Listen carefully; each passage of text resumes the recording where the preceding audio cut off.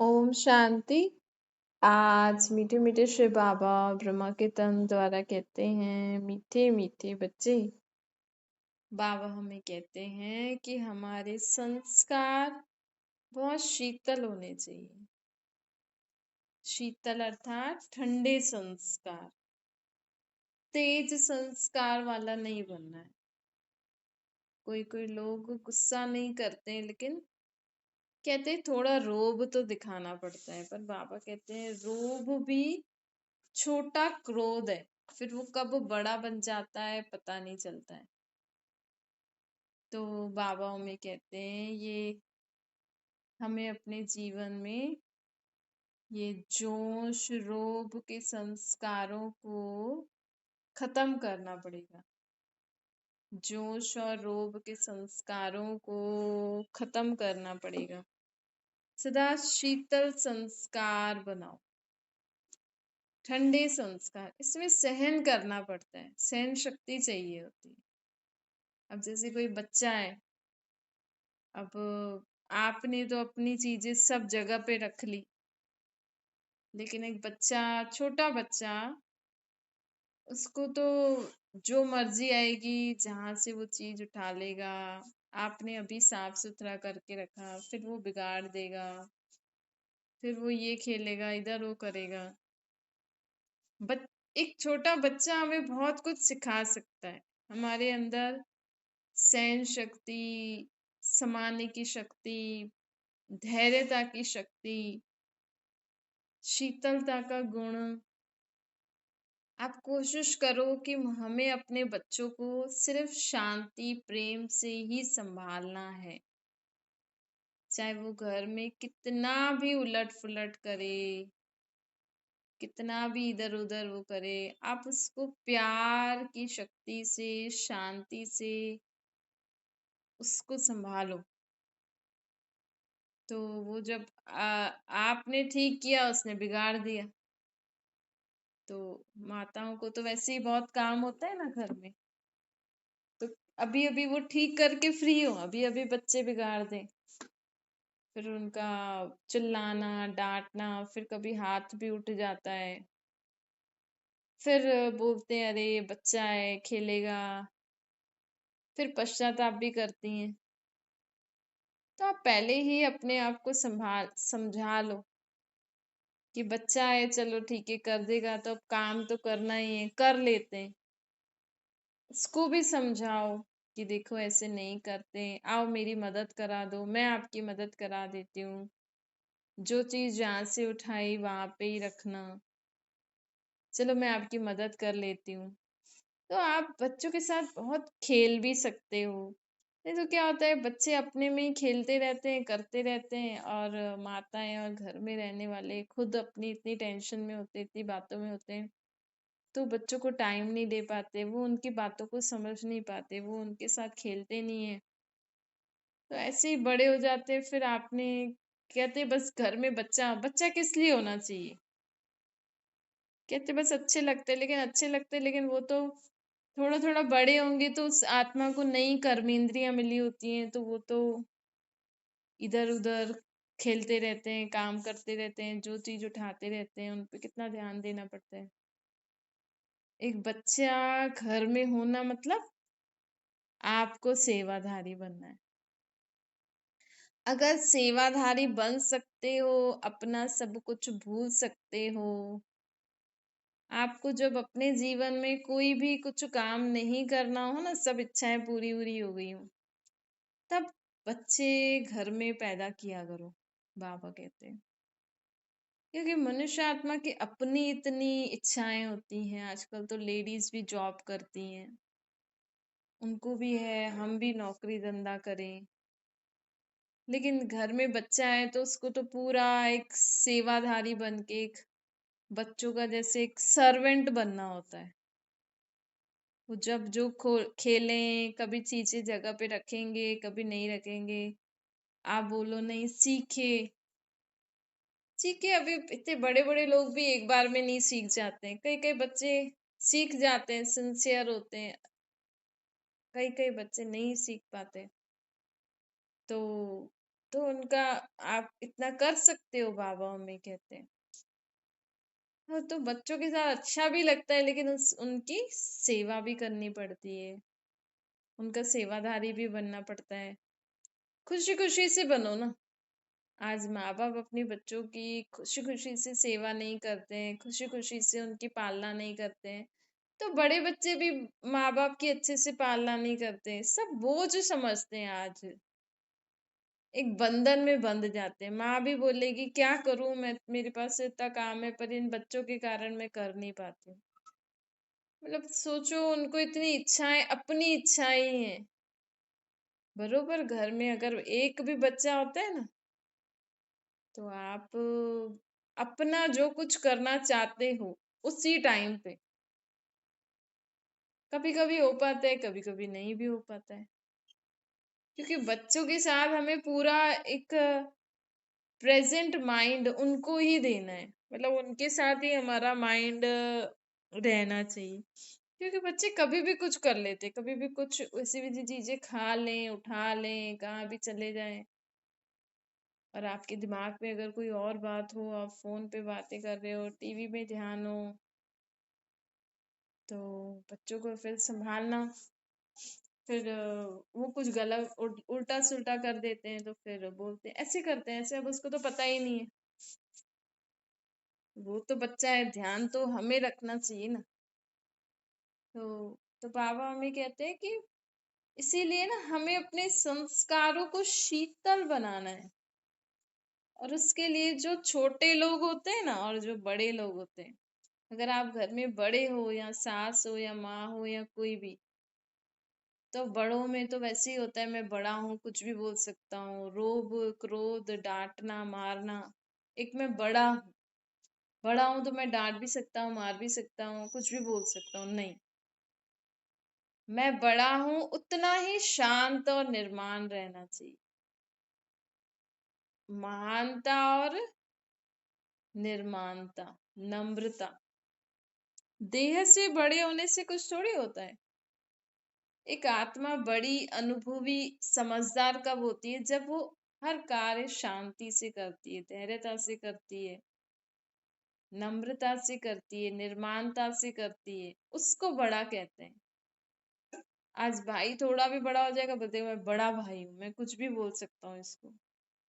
ऐसे थोड़ी कोई बड़ा भाई बड़ी बहन बन जाता है, ऐसी कोई थोड़ी सास माँ बन जाते हैं, बाप बन जाते हैं। बस एक पैसे कमा लिए तो आप बाप बन गए, बच्चे पैदा कर लिए तो आप बाप बन गए, माँ बन गई। लेकिन कहा जाता है ना कि इन्होंने इसको जन्म दिया है, लेकिन पालना इसने की, इन्होंने की है, तो इसकी असली माँ ये है। माँ मतलब वैसे गुण आने होने चाहिए। एक पिता जैसे रिस्पॉन्सिबल, एक पिता की क्या रिस्पॉन्सिबिलिटी होती है, एक सास की क्या जिम्मेवारियां होती है, एक माँ बाप की क्या जिम्मेवारी होती है, एक बड़े भाई बहनों की क्या जिम्मेवारी होती है, उसको हम अगर अपने जीवन में प्रैक्टिकल में अपने कर्मों में लाके चल रहे हैं, तब आप एक बड़ा भाई बड़ी बहन माँ बाप अच्छे कहला सकते हो। नहीं तो बाबा मम्मी कहते हैं उसके लिए ना अपने संस्कारों को शीतल बनाना पड़ता है, क्योंकि कहाँ कहाँ अपने को बड़ा समझते हैं ना, तो दुनिया के हिसाब से बड़ा मतलब कि हाँ भाई ये बड़े हैं तो कुछ भी बोल सकते हैं, कैसे भी बोल सकते हैं। नहीं, आज लोग बोलते हैं ना, अरे ये बड़े हैं, कोई बात नहीं, ये बड़े हैं ना, इनको चिढ़ाने दो, ऐसे है दुनिया की मेंटालिटी। बच्चा चिढ़ रहा है, रो रहा है, उसको अच्छा नहीं लग रहा, अरे ये बड़े भाई बहन है ना, कोई बात नहीं, ये आपके बड़े भाई बहन है। तो देखो दुनिया, ये कलयुगी दुनिया की बातें हैं, कलयुगी दुनिया की मर्यादाएं, नियम, रूल्स एंड रेगुलेशन, कि नहीं कोई बड़ा चिढ़ाए तो कोई बात नहीं होती है, और छोटा अगर वही बात बोले तो बहुत बड़ी बात हो जाती है कि इसको बोलने की मैनर्स नहीं।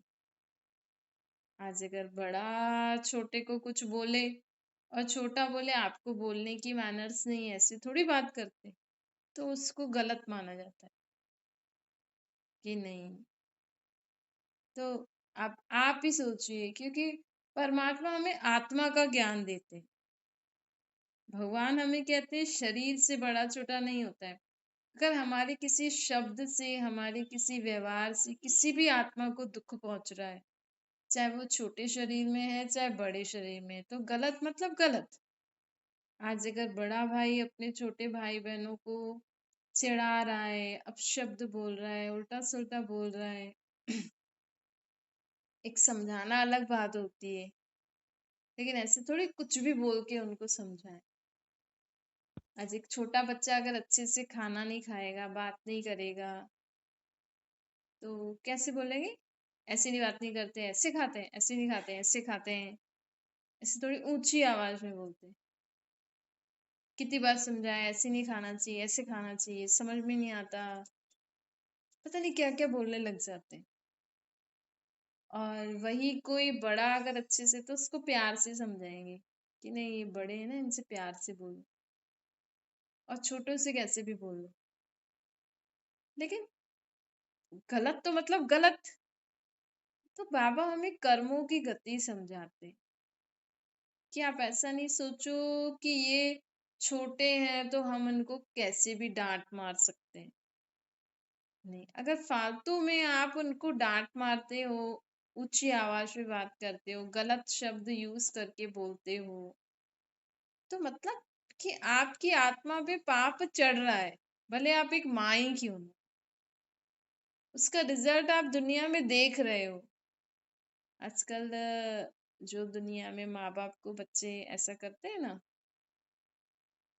जो कुछ आज दुनिया में हो ही रहा है अपने बूढ़े माँ बाप को, तो बच्चे ऐसा, उस बाबा कहते हैं कोई भी आत्मा किसी आत्मा को फालतू में कुछ नहीं बोलती, फालतू में कुछ नहीं करती। तो इसीलिए हम तो सोचे भाई हम तो इनके माँ बाप हैं, इनको समझाने के लिए, इनकी भलाई के लिए हम ऐसा कर रहे हैं। पर आपको किसने बोला कि आप उनकी भलाई के लिए उनको ऐसे शब्द यूज करके उनको समझाओ? तो बाबा हमें कहते हैं कि अपने संस्कारों को हमें शीतल बनाना है। सिर्फ छोटों को ही नहीं सुधरना है, बड़ों को भी सुधरना है। हर आत्मा को सुधरना है। परमात्मा कहते हैं इस समय में हर आत्मा को सुधारने आया हूं। आज हम किसी भी बड़े लोगों से पूछेंगे ना, खास जेंट्स से बोलो तो जेंट्स बोलेंगे कि हमारे लेडीज को समझाओ, हमारी लेडीज को थोड़ा ज्ञान दो, इनको थोड़ा समझाओ। लेकिन बाबा कहते हैं अगर लेडीज ठीक हो गई, आज अगर एक लेडी अच्छी हो गई, मतलब शांत शीतल संस्कार वाली हो गई, और उनके जेंट्स अभी तक वैसे ही है, तो अगर उनमें भी, तो वो कैसे रह पाएगी इस दुनिया में? वो बोलेगी ना, अरे आप मेरे को तो बोलते हो शांत हो जाओ, लेकिन अब ये लोग ऐसे करेंगे तो मैं शांत रहूंगी तो कैसे चलूंगी? क्योंकि आप अगर घर में शांत रहोगे सदा, और बाकी सब शांत नहीं है, तो उसके लिए आपको सदा परमात्मा की छत्र छाया में रहना पड़ेगा, तभी आप इस कलयुगी दुनिया में रह सकते हो। अगर आप अपने आप को सुधारना चाह रहे हो, क्योंकि सब लोग यही बोलते हैं कि अगर हम शांत हो जाएं, अगर हम रोब नहीं रखें, अगर हम ऐसे नहीं करें, तो फिर तो हम कैसे जीवन जिएंगे? फिर तो हम हमारे बच्चे, हमारे घर वाले तो मानते ही नहीं, उनको तो थोड़ी आंख दिखानी पड़ती है, पति को भी दिखानी पड़ती है, सास को भी कुछ बोलना पड़ता है तभी चुप होती हैं, नहीं तो मेरे को कच्चा खा जाए। तो बरोबर ऐसी दुनिया है। आज किसी भी व्यक्ति हम बोले भाई आप अच्छे बन जाओ घर में, एक पर्टिकुलर इंसान को हम नहीं बोल सकते। मतलब अगर हम परमात्मा की राह पे चलते हैं, मतलब आपको निश्चय हो गया कि हाँ मेरे साथ भगवान है, तो आप घर में अच्छे बन के रह सकते हो, बाकी भले कैसे भी रहे। लेकिन अगर आप में ज्ञान नहीं है, आप पूरी रीति ज्ञान नहीं लोगे, परमात्मा को याद नहीं करोगे, और आप सिर्फ देखा देखी में हाँ भाई गुस्सा नहीं करना है, चुप रहना है, ऐसा करना है, तो आप अंदर ही अंदर तो अशांत हो ना। बाहर से तो आप शांत हो गए। कई लोग करते हैं ना, अपने गुस्से को कंट्रोल करके रखते हैं, अपने आप को शांत करके रखते हैं बाहर से, लेकिन अंदर से वो आत्मा जैसे तो दुख पीती रहती। तभी लोग डिप्रेशन में आ जाते हैं, तब लोग बीमार हो जाते हैं। ऐसा भी शांत नहीं रहना है। अगर आप रोज डेली ज्ञान सुनते हो, परमात्मा की शक्ति, परमात्मा को याद करते हो, परमात्मा की शक्ति का आपको अनुभव हो रहा है, उनकी शक्ति, उनके ज्ञान से आप अपने मन को उत्तर देके अपने मन को शांत कर रहे हो। क्योंकि सिर्फ चुप रहना नहीं है, मुख का चुप रहना नहीं, हमारा मन भी शांत होना चाहिए, तभी हमारे संस्कार शीतल बनेंगे। इसीलिए अगर आपके मन में बहुत सारे संकल्प आते हैं ना, अगर आप प्रॉपर ज्ञान में नहीं चल पा रहे, अपने मन के संकल्पों को परमात्मा को नहीं दे पा रहे हो, तो आपको किसी न किसी की मदद लेनी चाहिए। किसी न किसी को, अगर आपको क्रोध भी नहीं करना है, तो आप परमात्मा को याद करके उनको पत्र लिखो, उनसे बातें करो, या जो ज्ञान में जो बड़े होते हैं उनसे आप बोलो, ताकि आपकी आवाज वहां तक जाए, बाबा तक।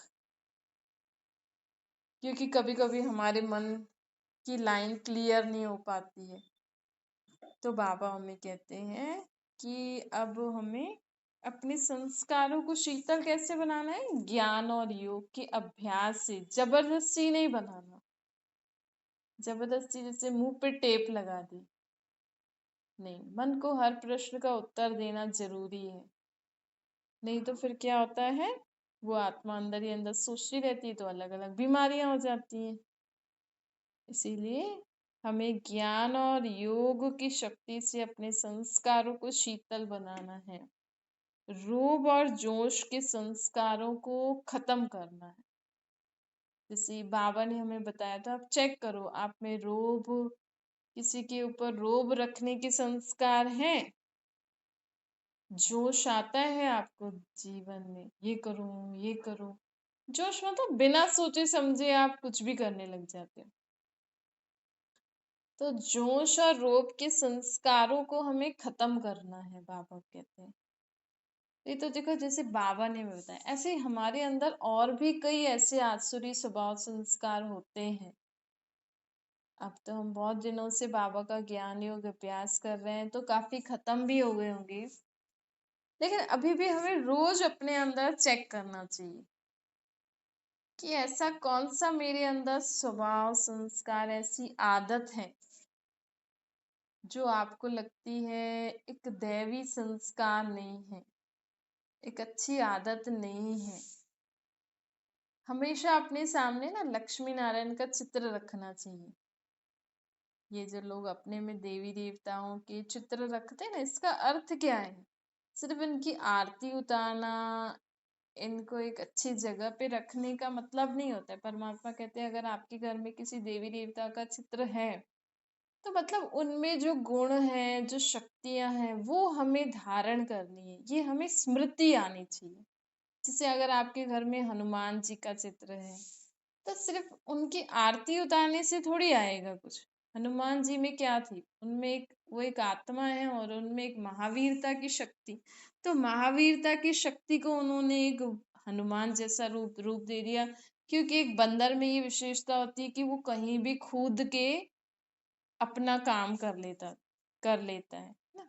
बंदर इधर उधर ऊपर नीचे कूदता रहता है ना, ऊपर ऊपर भी चला जाएगा। जैसे तो इसका मतलब है कि एक बंदर में ये विशेषता है कि वो कुछ भी पार करके अपना कहीं भी पहुंच सकता है। अभी अभी इधर होगा, अभी अभी वो पार करके कहीं और पहुंच जाएगा।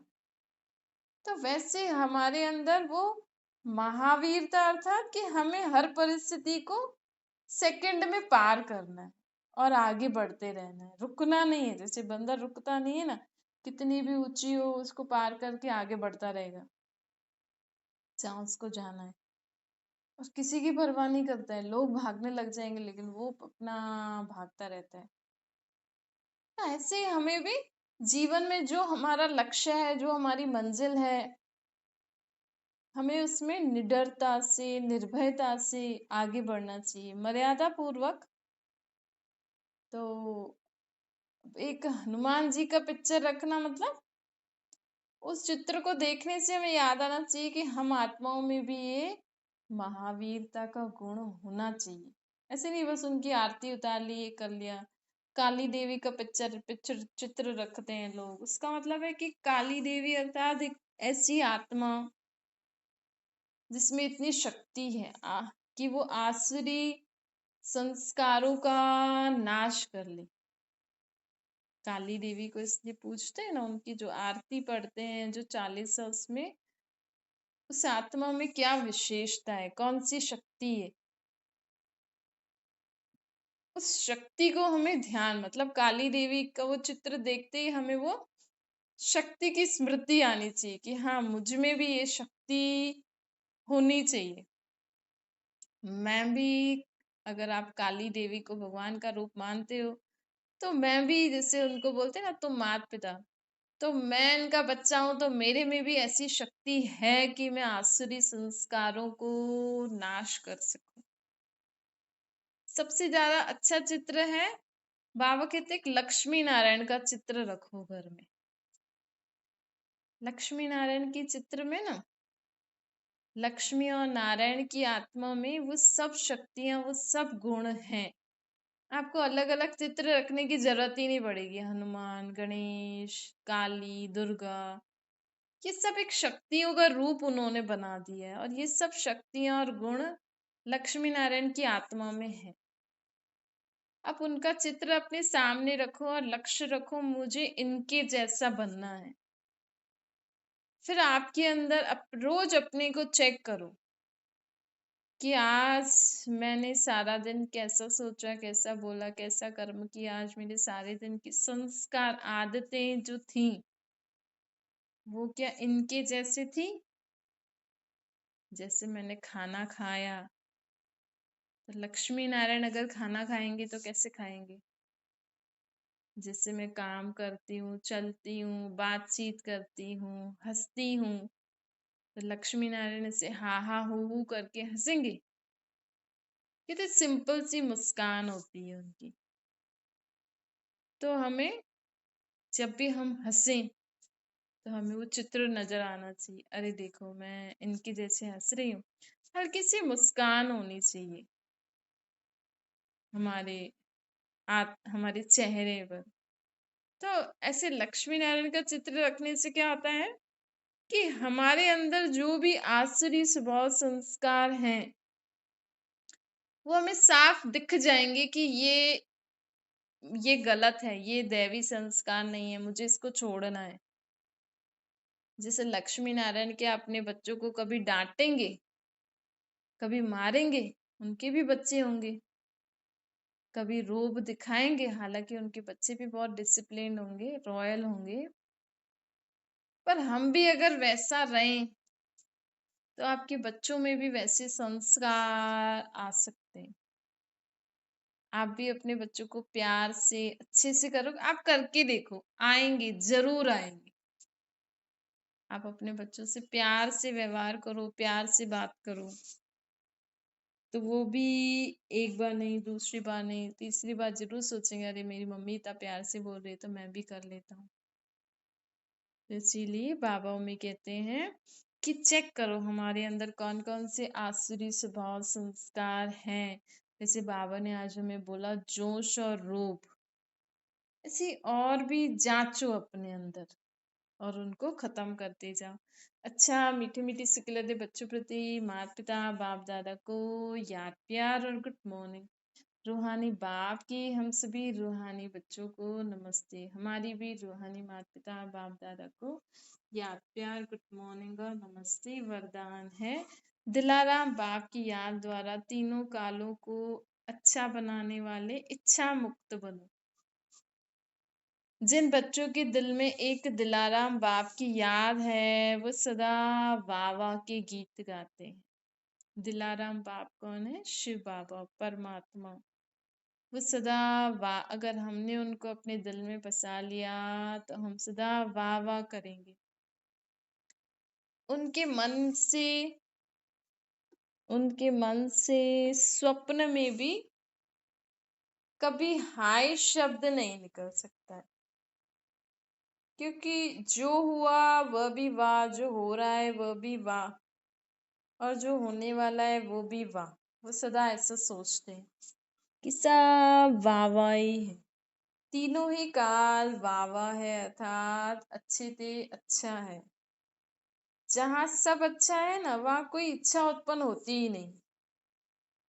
आपके सामने कोई अच्छी सी डिश रख ले खाने की, आपके फेवरेट, तो आप करोगे अरे वाह ये आ गया तो सब आ गया, फिर कुछ इच्छा रहेगी? ऐसे ही बाबा हमें कहते हैं कि हमें भी हर बात में सदा अच्छा अच्छा देखना है। तो जब हम अच्छा अच्छा देखेंगे तो हम सदा सोचेंगे कि अरे सभी कुछ अच्छा है, अब तो कुछ इच्छा है ही नहीं मेरी।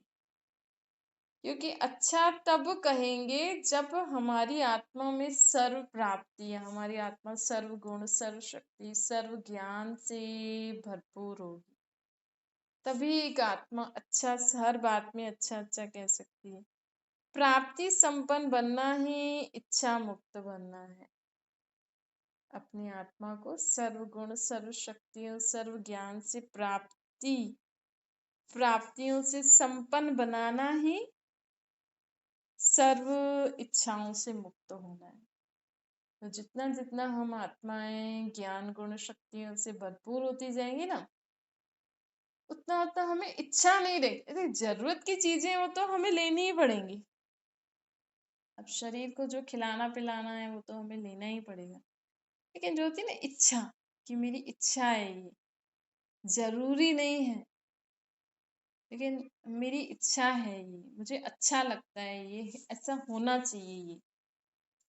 तो इसीलिए बाबा मम्मी कहते हैं चेक करो, जहाँ हमें अभी भी इच्छा होती है ये होना चाहिए, हाँ ठीक है, हमें घर भी बनाना है, जरूरी है, खाने पीने की चीजें, कपड़े आदि चीजें बाकी जो जरूरी चीजें हैं वो ठीक है। लेकिन आपके पास ऑलरेडी है बर्तन आदि खाने पीने की चीजें, आप और सोच रहे हो ये भी लाएं, ये भी लाएं, ये भी लाएं। अरे पहले उसको तो हम खत्म करें। तो चाहिए चाहिए चाहिए, ऐसा नहीं होना चाहिए। स्लोगन है संस्कारों को ऐसे शीतल बना लो जो जोश व रोब के संस्कार इमर्ज ना हो। तो अपने संस्कारों को शीतल बनाओ, लेकिन ज्ञान योग से बनाना, दबाना नहीं। अपने मन को हर प्रश्न का उत्तर देना बाबा के ज्ञान से, बाबा की शक्ति से अपने आप मन बुद्धि संस्कारों को चेंज करना। क्योंकि दबाने से क्या होता है, अगर हम ऐसे सोचेंगे बाबा ने बोला है क्रोध नहीं करना है, चलो मैं क्रोध नहीं कर रही हूँ, बच्चों को डांट नहीं रहे हैं, किसी को कुछ बोल नहीं रहे, लेकिन आप मन में सोच रहे हो, मन में आपका वो संकल्प आ रहा है ना, तो मतलब आप दबा रहे हो। आप सोचते रहे हो कि बाबा ने बोला है ऐसा नहीं करना है। चलो एक होता है कि हम इतने अच्छे बच्चे हैं बाबा के, कि बाबा ने बोला ना क्रोध नहीं करना है, तो बस मैं ये बात सोचूंगी ही नहीं, तो मुझे क्रोध करना ही नहीं, मुझे सोचना ही नहीं। तो हम वो बात को भी डोंट केयर कर लेंगे, मन में ही नहीं आएगी। लेकिन अगर वो मन में आ रही है और मन में आपकी उथल पुथल बना के बैठी है, लेकिन आप बाहर से गुस्सा, बाबा तो ये कहते हैं ना मन और मुख शांत होना चाहिए। आप एक ही बात को पकड़ोगे, मुख शांत हो तो अंदर मन में चलता रहे, तो वो फिर मन की बीमारी तो शरीर को भी बीमार कर देती है। तो दोनों ज्ञान ज्ञान और योग दोनों होना चाहिए, मन और मुख दोनों शांत होना चाहिए। अच्छा, ओम शांति। बाबा को याद करिए।